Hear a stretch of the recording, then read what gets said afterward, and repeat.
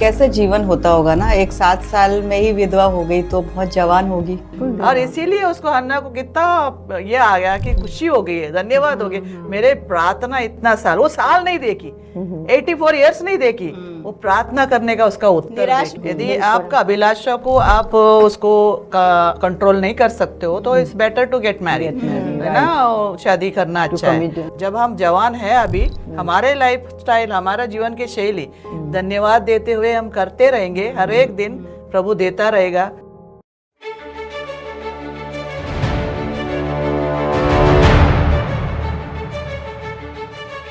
और वो 84 वर्ष की थी और बहुत सुंदर जो है एना के विषय में लिखा है कि वो अपना दिन और रात जो है वो मंदिर में ही रहती थी, आराधना करना, प्रार्थना करना, धन्यवाद उपवास करना, उसका जीवन ऐसा था। उस समय में कैसे विधवाओं को मतलब कैसे जीवन होता होगा ना, एक 7 साल में ही विधवा हो गई तो बहुत जवान होगी। बट परमेश्वर का वचन के द्वारा तो रीमैरिज यानी पुनः शादी तो कर सकती है ना, कर सकती थी। यहूदियों के रिवाज में तो होता होगा। नहीं, विधवाओं को करते, को छूट था शादी बट करने उसने चूज किया होगा, उसने भी निर्णय लिया होगा, है ना। उसके सामने भी जो है बहुत से टेम्पटेशन आया होगा ना, जवान थी, बस 7 साल ही हुआ था उसको जो है शादी। टेम्पटेशन कैसा होगा? टेम्पटेशन क्या होता है? परीक्षा, अभिलाषाएं, संसारिक अभिलाषाएं होंगी। उस समय में शादी का एज कितना था, होता होगा 14, 15, 15 में ही होता होगा ना। फिर 15-16 ज्यादा से ज्यादा। अब यहूदी लोग कितनी सुंदर होती है ना, बहुत सुंदर ही थी होगी वो। और जवानी में अब शादी हो गई, 7 साल ही अपने पति के साथ रही। उसके बाद में जब पति गुजर गया, he was no more in her life, so she become widow. Then after 84 years without marriage, शादी के बिना, पर उसके ऊपर कितने लड़के लोग लाइन मारते थे होंगे शायद, है ना, क्या पता होता था होगा। जवान स्त्री वो अभिलाषा को ना उसके अंदर भी होता होगा, बट उसने ऐसा अभिलाषा को प्रभु के सामने रखा होगा, उसने एक निर्णय लिया होगा, है ना, कि मैं चुनाव लिया कि मैं प्रभु के लिए समर्पित अपने आप को करूंगी, है ना, ये बात होती है। और इसीलिए जो है उसका चुनाव देखिए अब कैसा था, वो फुल्ली जो है डिवोटेड थी, समर्पित थी जो है, और मंदिर में ही रहती थी। उसका चुनाव ऐसा था, वो संसार में मुझे लगता है कि जब वो 7 साल शादी पति के साथ में रही थी, वो विधवा थी, तो वो चुन सकती थी कि बाहर जो है संसार में जाके जो है वो अपना फिर से जीवन जो है जी सकती थी अच्छे से, अपना संसारिक जीवन जो है फिर से शादी कर सकती थी। मगर उसका निर्णय जो है, चुनाव कितना अच्छा था कि मुझे लगता है कि संसार में रहती तो बहुत उसको ताने सुनने को मिलते, या उसको दोष की बातें भी शायद उसके जीवन में होती ऐसी सब। मगर उसने चुनना जो है क्या था कि वो परमेश्वर की उपस्थिति में रहेगी, परमेश्वर को जो है उसने अपना जीवन पूरी तरह से जो है समर्पित कर दिया था एक तरह से, है ना। बट एक तरह से मुझे लगता है उसके परिवार वाले के पीछे पड़े होंगे ना कि भाई शादी कर ले तो इतनी जवान है, कैसे जिएगी समाज में। आजकल समाज में देखो जो यंग होते, बहुत ही जवान स्त्रियां जो विधवा बनती है, उनके साथ तो बहुत मुश्किल होता है ना, कैसे जिएंगे। जो रमाबाई थी, क्या थी उसका नाम? पंडिता रमाबाई। हाँ। और उसके आज कितने साल पुरानी बात है पंडिता रमाबाई के बीच में, उस समय में क्या टर्चर था पंडिता रमाबाई के ऊपर। समझो 2000 साल पहले की बात है ना, 2000 साल की बात अब ये पहले की। तो उस समय में और क्या नजरे था होगा लोग का विधवा के लिए। लेकिन ये यहूदी घराने की थी, यहूदी का एक समाज में एक रीति रिवाज होता था होगा, इतना ज्यादा गैर नहीं सोचते थे होंगे उन लोग। लेकिन फिर भी पुराने जमाना में सोचो कि आज भी तो देखो ना समाज में कैसे देखते हैं विधवा को, मुश्किल होता है। लेकिन उसने तो चुनाव अलग ही कर लिया, चुनाव ही अलग कर लिया। परमेश्वर के भवन में रहना कितनी खुशी की बात है। इसीलिए पौलुस कहते हैं ना, तो तुम मेरे जैसे होके सेवा करो। मैं चाहता हूँ कि तुम शादी मत करो, मगर वो शादी भी एक वरदान है। यदि आपका अभिलाषा को आप उसको कंट्रोल नहीं कर सकते हो तो it's better to get married, है ना, शादी करना अच्छा है। मगर मैं भी शादी करने के बाद यही सोचा अरे मेरे को शादी नहीं करना था। प्रभु में आने के बाद मैंने सोचा मेरे को शादी नहीं करना था, मेरे को ऐसे ही प्रभु का सेवा करना।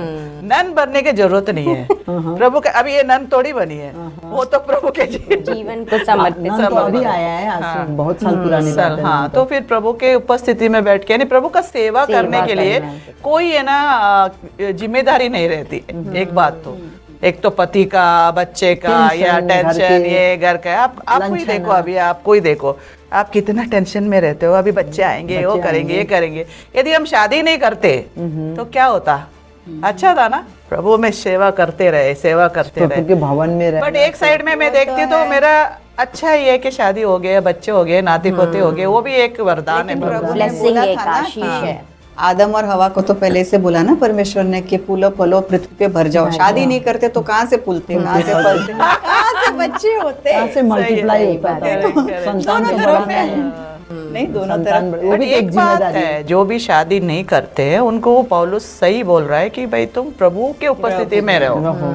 ये ना वो नया यही नियम एना भी जो है यही करती थी। वो दिन और रात जो है बस प्रभु के लिए ही समर्पित थी, प्रार्थना करती रहती थी और उपवास भी रखती थी। इतने बुजुर्ग के समय में 84 इयर्स ओल्ड में हमें रखना कितना मुश्किल होता है। हाँ जी, ये सच्ची। मंदिर में रह के, उस समय में तो यहूदी लोग को मंदिर बोलते थे ना, उस समय मंदिर में वहाँ आराधना स्टोरी मंदिर बोलते थे। आराधनालय को मंदिर बोलते थे, जहाँ आराधना होता था।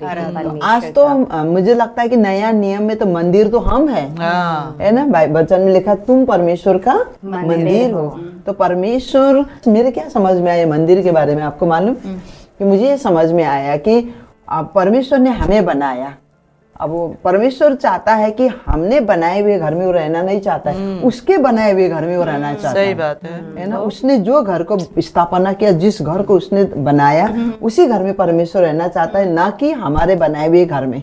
और आपको पता है यीशु मसीह ने क्या कहा? मंदिर में जाके बोला कि ये सारे उधर व्यापार हो रहे थे, तो उन्होंने फेंक दिया, सबको बोला भगा दिया। बोले मेरा मंदिर यानी परमेश्वर का मंदिर प्रार्थना का मंदिर होना चाहिए, इधर कोई व्यापार नहीं होना चाहिए। सो हम परमेश्वर का मंदिर है, तो हमारे अंदर क्या चल रहा है?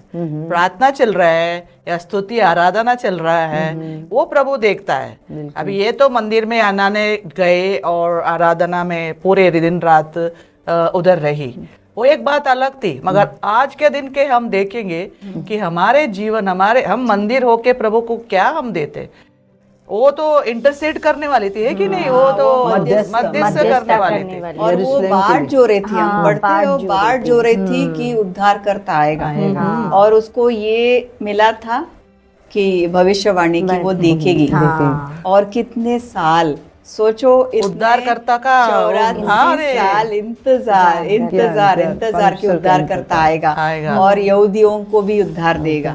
मतलब कितना एक विश्वास के साथ, एक आशा के साथ लगातार। कितनी बार हम लोग भी ना प्रार्थना करते हैं कुछ चीज के लिए और फिर हम बोलते हैं अरे थक जाते। कितने बार प्रभु कितने सालों से वही प्रार्थना कर रहे हैं और प्रभु कुछ नहीं कर रहे हैं। मुझे लगता है 84 साल प्रभु के मंदिर में पूरी जवानी उसने एक तरह से परमेश्वर के सामने और बाढ़ जो रही है और वही चीज मांग रही है यरूशलेम के लिए, यरूशलेम के लिए ना। उसका जो प्रार्थना का जो उद्देश्य था हन्ना का जो था, वो बिल्कुल ही शायद अलग था ना। वो क्या प्रार्थना कर रही थी।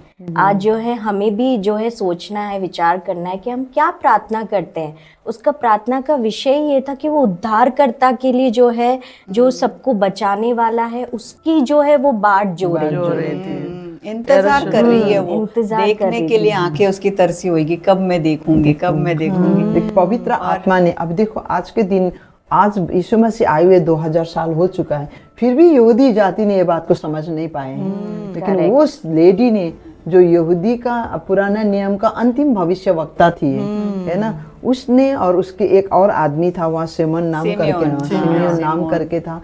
इन लोग ने आत्मा के, पवित्र आत्मा के द्वारा ये बात को समझ पाए उन लोग ने, ना, कि और वो इंतजार कर रहे थे कि हम भी देखें उद्धार करता यीशु मसीह को देखें।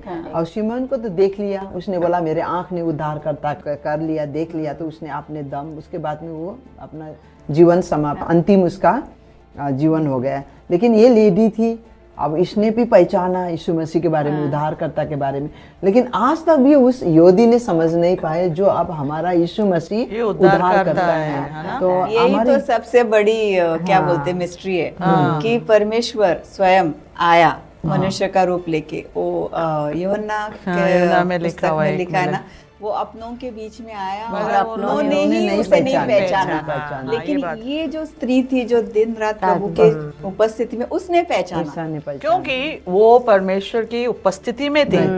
उसके आलोचना जो योचना है वो ये ना उसका माइंड में थी, स्वर्गराज को ढूंढो, स्वर्गीय धार्मिकता को ढूंढो, सब कुछ तुम्हें मिल जाएगा।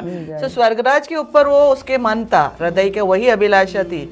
तो जब परमेश्वर उससे बात करता था वो सुनती थी, उसको पता है कि अभी आने वाला है। मगर यहूदी हम देखे या कोई भी है विश्वासी लोग ऐसे ही प्रार्थना करते हैं, उनको एक प्रार्थना एक परंपरा रीति रिवाज के जैसा होता है, परमेश्वर की आवाज नहीं सुन पाते वो क्या बोल रहा है। और ये अभी मध्यस्थी करने वाले हैं ना, तो हम क्या चीज के लिए मध्यस्थी कर रहे हैं? आजकल हम कलीसिया में बिचवाई करते हैं, क्या चीज के लिए हम कलीसिया में मध्यस्थी करते हैं? ये बहुत इम्पोर्टेंट है कि मुझे फ्रिज चाहिए, मुझे घर चाहिए, मुझे वो पति चाहिए, मुझे वो चाहिए, ये मुझे यही चीज हम मांगते रहते हैं। ये मध्यस्थी की नहीं होता है, बिचवाई के नहीं होता है। मैं आपके लिए प्रार्थना करूं, इनके लिए प्रार्थना करूं, किसके लिए प्रार्थना करो, ये प्रभु पवित्र आत्मा से पूछना चाहिए। हमेशा ये पूछती पवित्र आत्मा मुझे नहीं मालूम है क्या प्रार्थना किसके लिए करना, तो आप मुझे वचन दे दो या प्रार्थना में अगुवाई करो ताकि हम प्रार्थना कर सकें। ये मध्यस्थ की प्रार्थना ऐसा होता है जैसा उसने भी किया है, जैसा हन्ना ने। और उसको क्योंकि पुराने नियम से वो उसको वचन पता है, परमेश्वर के वचन पता है। जैसे भजन में लिखा है ना कि मांगो देश देश के लोगों के लिए, राष्ट्रों भजन के संहिता 2 में लिए लिखा है। तो उसको वो पता होगा, उसको शायद Ask for the nation, you will receive it. As your inheritance. Inheritance. आपके क्या निज संपत्ति के लिए। हमारे लोग निज संपत्ति, हमारे लोग ले हैं गए। जो बचाए जाने हैं। आज हन्ना की तरह शायद हम भी ना, हमें भी बुलाहट यही है, प्रार्थना करें। और वो प्रोफेटिस थी, भविष्यवक्तिन थी, भविष्य में भविष्यवाणी करने वाली थी। तो आजकल हम देखते कलीसिया में भविष्यवाणी बहुत कम हो रहा है। बिल्कुल है ना, परमेश्वर के वचन क्या कहता है वो भविष्यवाणी करना चाहिए, लोगों को वार्निंग भी देना चाहिए, चेतावनी भी देना चाहिए, एनकरेज भी करना है कि पौलुस कहता है ना उधर, सब गिफ्ट से ज्यादा तो भविष्यवाणी करने के लिए सीखो। ये तो है ना कि जीवन से हम कलीसिया के बढ़ोतरी एक दूसरे के लिए वरदान देता है। तो वो एक भविष्यवाणी थी। तो हम में से प्रभु कहता है तुम सब भविष्यवाणी करने वाले हो। हम भी हन्ना से वही सीखेंगे कि हम भविष्यवाणी करें और लोगों को हम चेतावनी दे, उत्साहित करें। भविष्यवाणी करना एक वरदान हम मांगने का है प्रभु से, है ना। और दूसरी बात क्या होता है कि जब हम हन्ना के तरह आराधनालय में, अब हमारा आराधनालय तो अब हमारे उसके समय में तो यीशु मसीह क्रूस में नहीं मरे थे, जी नहीं उठे थे, तभी तक भी एक पुराना नियम ही मान के चलो, क्योंकि यीशु मसीह जब आए तो नया नियम के बात आता है। तो पुराने वाचा और नया वाचा में जब यीशु मसीह ने हमें सिखाया हम वो करते हैं आज। वो तो उसको देखो कि उस समय में इतना रिवील नहीं था, इतना सब कुछ प्रकाश वापस में नहीं था, प्रकाश में नहीं था सारे बातें, लेकिन फिर भी उसने उसके काम देखो, वहाँ उपवास रखना, प्रार्थना करना, धन्यवाद देना, तो बिल्कुल उसने अपने लाइफ को वहाँ सरेंडर कर दिया, ना इधर ना उधर, ना दुनियादारी बातों में समर्पित कर दिया, समर्पित कर दिया। वहाँ जाके उसका एक डेस्टिनी बन गया है कि परमेश्वर के साथ अपना एकदम रिश्ता निकट रखना। तो आज हम भी अब संसार में देखेंगे तो कि सच में हम भी प्रभु के निकट जाएंगे तो परमेश्वर हमें बहुत कुछ बताएंगे।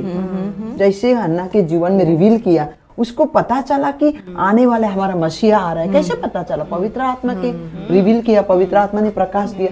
तो आज हम भी बहनें हो चाहे भाई हो, प्रभु के चरण में, आज के दिन में तो मंदिर तो परमेश्वर प्रभु यीशु मसीह जीवित है, जहाँ बैठो वहीं हम मंदिर है, जहाँ भी हम परमेश्वर की स्तुति कर सकते हैं। और एक बात हम देख सकते हैं कि उसने उद्धारकर्ता आने के लिए वो बाट चो रही थी। तो हम क्या करते हैं अभी? दूसरा आगमन के लिए हम बाट जोते हैं। यीशु के दूसरे आगमन के लिए हमारे वेटिंग वही है, बाट जोना, प्रभु यीशु कब आएगा, हम तैयार में रहे। हम भी एक दुल्हन है। दुल्हन है। जैसा देखो वो एक 84 इयर्स उसने एक दुल्हन की तरह परमेश्वर को सौंप दिया, अपने आप को सरेंडर कर दिया। तो हम भी एक कलीसिया होते हुए हम इंडिविजुअल व्यक्तिगत रीति से हम एक वो दुल्हन है, तो हम उसके लिए तैयार होना है। स्तुति आराधना अपना प्रार्थना में अपना जीवन समर्पित करके उसके दूसरे आगमन के लिए हमने इंतजार करना है, बाट जोना है। और एक बात और थी कि हन्ना का हृदय जो है कितना धन्यवादित हृदय था। वो जो है उस उद्धारकर्ता को देख के जो सबसे पहले वो जो क्या कहती है, परमेश्वर को धन्यवाद। तो हमारे जीवन में भी ना ये धन्यवादित हृदय जो है बहुत जरूरी है। हमें कितना जो है यीशु मसीह के लिए धन्यवाद देना चाहिए। यीशु मसीह के वो जो अद्भुत कार्य, यीशु मसीह के द्वारा जो हमने नया जन्म पाया है, वो आशीषों को पाया है, हमें जो है इस बातों के लिए धन्यवाद देना चाहिए। और हन्ना ने सबसे पहले वो उद्धारकर्ता को देख के जो है धन्यवाद ही दिया उसने। धन्यवादी बनना है हमें। हमारा तो यीशु ने कर दिया, पापों के लिए क्रूस पर बलिदान हो गया और तीसरे दिन में जी उठा, परमेश्वर के सामर्थ्य दिखाया। तो आज मसीह हम भी जब विश्वास करते हैं हम भी जी उठे। हमें तो बस अब एक चीज ऐसा है कि उनके बातों को सुनना, उस कदम में चलना और धन्यवाद देना, है ना। जो काम सौंपा गया है वो काम करना। आज हम कितने धन्य हैं, धन्य उसको इतने साल उद्धारकर्ता की बाट जोनी पड़ी, लेकिन हमको परमेश्वर ने प्रकट किया यही उद्धार करता है। और उसने कार्य को हम कार्य के बाद देखते हैं, उसने उसके जन्म से देखा, हमने कार्य के बाद देखते हैं। तो कितनी एक अद्भुत बात है हमारे लिए, मतलब प्रभु का अनुग्रह है हमारे ऊपर, जो हम मसीह को पहचान पाए, यीशु को हम पहचान पाए ना। तो मुझे लगता है कि उसका तो जीवन सफल हो गया। देखा मैंने मसीह को, बस इसीलिए मैं जी रही थी, या इसीलिए। तो हमारा भी ऐसा लगता है ना कि हमको मसीह मिल गया। एक गाना है, यीशु को पा लिया मैंने, और क्या चाहिए। तो जब हमको मसीह मिल गया, हमें सब कुछ, वो धन्यवादी थी बालक को देखते हुए। हम क्रूस पे हमारे लिए पापों के लिए मर गया, तीसरे दिन मृत्यु में से जी उठा। आज वो जीवित परमेश्वर आज हमारे अंदर निवास करता है। हमने कितना धन्यवादित होना चाहिए। और उसको, मतलब उसका तो केवल उतना ही था, उद्धारकर्ता को देखूं। आज हमारी बुलाहट कितनी बड़ी है कि आज हम दूसरों को उद्धारकर्ता को पेश करें। ये उद्धारकर्ता है, ये इसके पास तुम आओ। उसके बाट जोएंगे हम लोग, आने का न्याय बन के, न्यायाधीश बन के आएगा, तो हमें लेके जाएगा उसके साथ। एक कन्या को लेके जाना इतना अच्छा है। और एक तो मैं हन्ना से ये भी सीखी कि हमारे प्रार्थना कभी असफल नहीं होता, है ना। कितने दिन रात और तो आप सब बीच में छोड़ देते हैं हम लोग प्रार्थना करना। ऐसा नहीं करना चाहिए कि हमें प्रार्थना करते रहना। जैसा नया नियम में वो अपना यीशु मसीह एक कहता है ना कि विधवा आ रही थी, वो एक लगातार आई थी, परसिस्टेंट प्रेयर बोलते हैं उसको। तो फिर उसको अविश्वासी एक था, होने आते, बोले यार ये मेरे को क्यों सता रहा है, एटलीस्ट मैं उसके उत्तर दूं। तो परमेश्वर हमारा न्याय करने वाला, हमारे प्रेम करने वाला, क्यों नहीं उत्तर देगा। और इसीलिए उसको हन्ना को कितना ये आ गया कि खुशी हो गई है, धन्यवाद हो गया। मेरे प्रार्थना इतना साल, वो साल नहीं देखी, 84 इयर्स नहीं देखी, वो प्रार्थना करने का उसका उत्तर, निराश भी नहीं हुई। इतने साल बहुत धीरज था आशा को बनाए रखा। हाँ, तो हम यही देखते कि हम धीरज को नहीं खोए, आशा को नहीं खोए, हम प्रार्थना करते रहे, उसका उत्तर मिलेगा ही। वो सुनने वाला परमेश्वर है। अब आज के दिन में तो 84 इयर्स ओल्ड लेडी बहुत सारा कंप्लेन लेके आते हैं, है ना। कभी क्या हुआ, कभी क्या हुआ, ये दर्द हुआ, वो उपास नहीं कर पाते, ये बीमारी है, वो बीमारी है। उपास तो जवान भी नहीं कर सकते हैं। तो उपास को तो बात हमें, मतलब एटलीस्ट ऐसे जो बुजुर्ग सीनियर सिटीजन है, उनको एक जिम्मेदारी मैं क्या समझती हूँ कि अब जो जवान है उन लोग बाहर, एक तरफ से संसारिक दुनिया जिम्मेदारी होता है, बाल बच्चा, परिवार, है ना, सेवकाई, चलो जॉब जो भी हो। लेकिन जो रिटायर्ड हो गए हैं 84 ईयर सीनियर सिटीजन में, एक में तो अपने आप को तंदुरुस्ती रखना चाहिए। अपने परमेश्वर के वचन में लिखा है ना कि मेरे वचन तुम्हारे जब जितना हो तुम निरोगी रहोगे, हड्डी हड्डी में ताकत मिलेगा, वचन में लिखा। हम बीमार किस चीज से, चिंता से होते हैं हम लोग ज्यादा, है ना। चिंता हमारे जीवन में 70% बीमारी लेके आते हैं। तो प्रभु का वचन हमारे लिए मेडिसिन है। तो हम प्रभु के वचन में भरोसा करके आज के दिन में मुझे लगता है कि हमारे विधवा विधवा नहीं, सीनियर लेडीज जो है घर में वचन पढ़ना, प्रार्थना करना, ये भी एक बड़ा मिनिस्ट्री है, सेवकाई है, जो फ्रंट लाइन में है हम लोग के लिए। और एक तो बात है कि वो 84 इयर्स के हम देखे नहीं, मगर वो साल से लेके जवान थी, यानी तब से लेके कर रही है। बूढ़ी होने के बाद बूढ़ी होने के बाद तो वो तो लाइफस्टाइल हो गई। उसके लाइफस्टाइल प्रार्थना, स्तुति, आराधना, धन्यवाद, उपवास करना उसका लाइफस्टाइल हो गया, जीवन शैली बना दी है उसने। तो देखो उधर से जवानी से, जब हम जवान है अभी, हमारे लाइफस्टाइल, हमारा जीवन की शैली धन्यवाद देते हुए हम करते रहेंगे, हर एक दिन प्रभु देता रहेगा, तो हम बूढ़े भी हो जाएंगे तो वही तो बोलेंगे कि भाई अभी तो हम लोग मजा कर लेंगे, और बूढ़ा होने के बाद लोग बोलते हैं ना, तो बूढ़ा होने के बाद अभी एंजॉय कर लो, बुढ़ापा होने के बाद बाइबल लेके बैठ जाओ और प्रार्थना करो और वचन। वही तो अभी जो बोते हैं वही आप काटेंगे। तो हम वही रीति से प्रभु का धन्यवाद देते, स्तुति करते, आराधना करते और मध्यस्थी करते, ये जीवन शैली हमारे अंदर होते रहेगा ना। तो जैसा तुमने कहा कि ये हम निरोगी भी रहेंगे वचन के साथ, और स्ट्रांग भी रहेंगे, और प्रभु के लिए महिमा भी देंगे, और हम हमारे वंशावली को हम एक क्या बोलते हैं, नई दिशा, एक लेगेसी छोड़ के हम जा सकते हैं ना। जैसा पंडिता हम रमाबाई, बहुत जन हम बाइबल में भी देखते हैं कि भाई उनका जीवन के द्वारा उनके वंशावली कितने अच्छे से गए। तो ऐसे हम उसके बारे में हम सीखते हैं। अरे एक बात और याद आया मुझे हन्ना के बारे में। इसने 7 साल ही पति के साथ रही, और ये परमेश्वर से प्रेम करती थी, और ये अपना पति गुजर गया, लेकिन इसने कुड़कुड़ नहीं किया, कंप्लेन करके एक किनारा में परमेश्वर को छोड़ के, मेरे जीवन में क्यों ऐसा हुआ, मैं जल्दी विधवा हो गई, क्या कारण था, मैंने क्या गुनाह किया था, मैं की पापी, कैसे पापी थी, कुछ नहीं दिखाया है। वो तो सीधा सा पति प्रभु ने उठा लिया। उससे मालूम पड़ता है कि वो प्रभु से ज्यादा प्यार करते थे। संसारिक जीवन में पहला स्थान प्रभु था। पहला कमांडमेंट उसने पूरे रीति से अपने जीवन में कर दिया। उसने कंप्लेन नहीं किया यहाँ, नहीं कोई ऐसा नहीं देखा कि उसने ये चीज को देखा, ये सब कुछ अब हो गया, अब मुझे प्रभु के लिए जीवन, इतने लंबा उम्र में मंदिर में देना।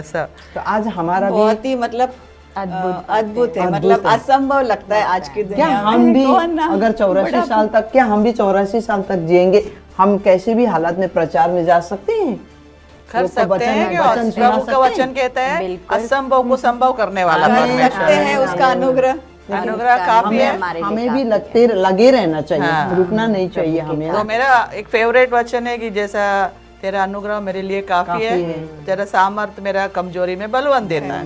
तो एवरी टाइम हम ये बोलते रहेंगे, हर एक दिन प्रभु करते रहेगा हमें से ना। हमारा यूथफुल लाइफ और भी चलता रहेगा। पता नहीं कि वो 84 में ऐसा नहीं लिखा कि वो लकड़ी लेके चलती थी, उसका दांत गिर गया, उसके आंखें कमजोर हो गई, कुछ भी नहीं है। She was very beautiful and very nice. प्रभु ने अच्छे से उसको देखभाल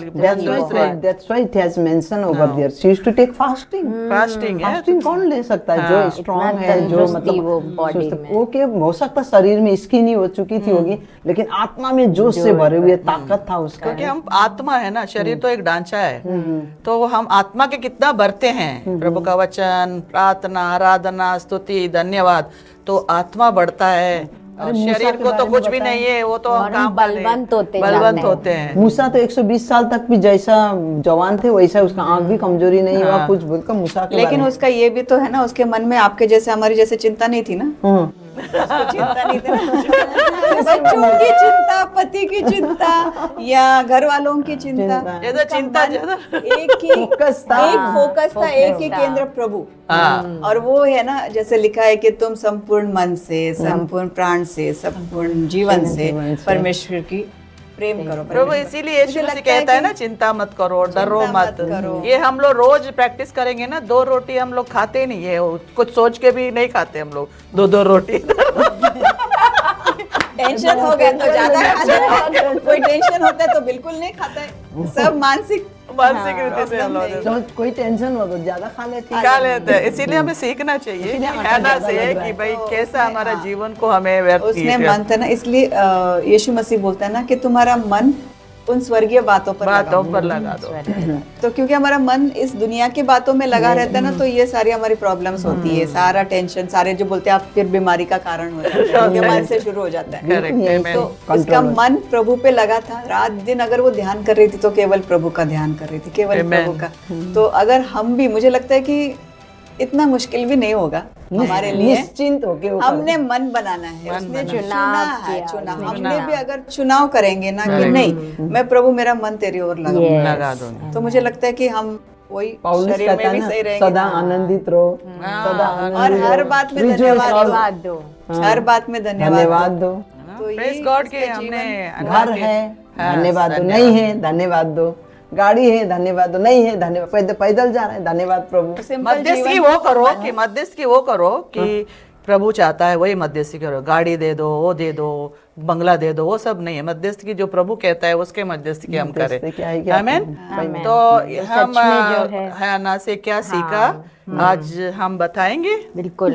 आज हमने जो है हन्ना के बारे में इतनी अद्भुत बातें सीखी। उसका जीवन जो है परमेश्वर के लिए पूर्ण रूप से समर्पित था। उसका चुनाव जो है इतना अद्भुत था कि उसने बस निर्णय कर लिया था अपने जीवन से कि मैं अपने पहला स्थान जो है उसने अपने जीवन में से प्रभु को दिया। और कितनी अद्भुत बात है, बुढ़ापे में भी 84 वर्ष की वो स्त्री थी और उसने जो है प्रभु के मंदिर में रहना चुना। रात और दिन, हम कह सकते 24 घंटे वो बस प्रभु से प्रार्थना करती थी, आराधना करती थी, धन्यवाद देती थी, उपवास में लगी रहती थी, है ना। तो ये सब बातें हमको हमारे जीवन में बहुत मुश्किल हो सकता है, मगर जब हम प्रभु के लिए निश्चय करते हैं ना, जैसा अन्ना ने जो है निश्चय किया कि नहीं मेरा जीवन जो है सिर्फ प्रभु को समर्पित रहेगा, तो जब हम ऐसा चुनाव करते हैं ना तो प्रभु जो है हमें क्या देता है, बल देता है, अनुग्रह देता है कि हम जो है उसके कार्यों के लिए खड़े हो जाए। और कितनी अद्भुत बात थी कि अन्ना ने जो है परमेश्वर यीशु मसीह को जो है उसने देखा और वो हृदय जो था उसका इतना आनंदित और धन्यवादित था यीशु मसीह के लिए, है ना। हमें भी जो है उस उद्धारकर्ता को जो है हम प्रार्थना ऐसी करें, मध्यस्थता जैसा अन्ना कर रही थी कि वो जो है बस चाह रही थी कि सब लोग जो है बच जाए, वो अपने उद्धारकर्ता को जो है पहचाने। तो बहुत ही अद्भुत बातें हमने अन्ना के जीवन से सीखी और मुझे विश्वास है कि आप सब ने भी जो है आशीष पाई होगी इन बातों को सुन के। और हम जो है प्रार्थना में जाएंगे और बहन हमारे साथ प्रार्थना करें। धन्यवाद जीवित परमेश्वर पिता, हन्ना के परमेश्वर, हमारा परमेश्वर, प्यारे खुदा बाप, जितने श्रोतागण ने हमारे मैसेज को सुना है उनके हृदय में काम करे प्रभु, और उनके जीवन में भी प्रार्थना, विनती, आराधना, स्तुति करने को प्रभु आप अनुग्रह करें। सब कुछ मांगते हैं उद्धारकर्ता यीशु मसीह के नाम से, आमीन।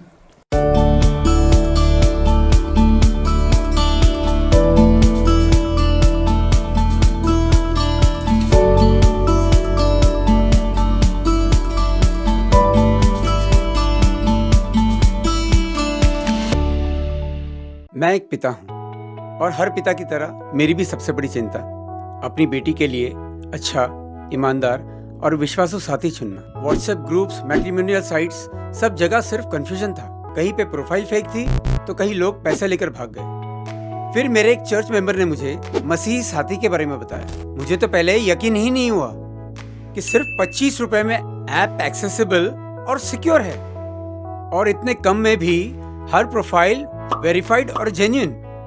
और तो और ट्रांसपेरेंसी इतनी कि मुझे तो लगा परमेश्वर की ही योजना है। ऐप को यूज करना कम्प्लीटली फ्री है, और अगर कोई प्रोफाइल पसंद आए तो सिर्फ 25 रुपए में आप डिटेल्स पा सकते हैं। आज मेरी बेटी एक अच्छे और समझदार मसीही साथी के साथ अपनी नई जिंदगी शुरू कर चुकी, और मैं सिर्फ मसीही साथी का ही नहीं, परमेश्वर का भी शुक्रगुजार हूँ जिसने मुझे ये राह दिखाई। नीति वचन 18:22 में लिखा है कि जो पत्नी को पाता है वह लाभ पाता है और यहोवा के अनुग्रह को प्राप्त करता है। यही अनुग्रह मुझे मसीह साथी के माध्यम से मिला। आप भी डाउनलोड करें मसीह साथी और परमेश्वर के तय किए हुए साथी के साथ नए जीवन की शुरुआत करें। आइए साथ मिलकर कमीशन खोरी को खत्म करने की मुहिम में जुड़ जाएं।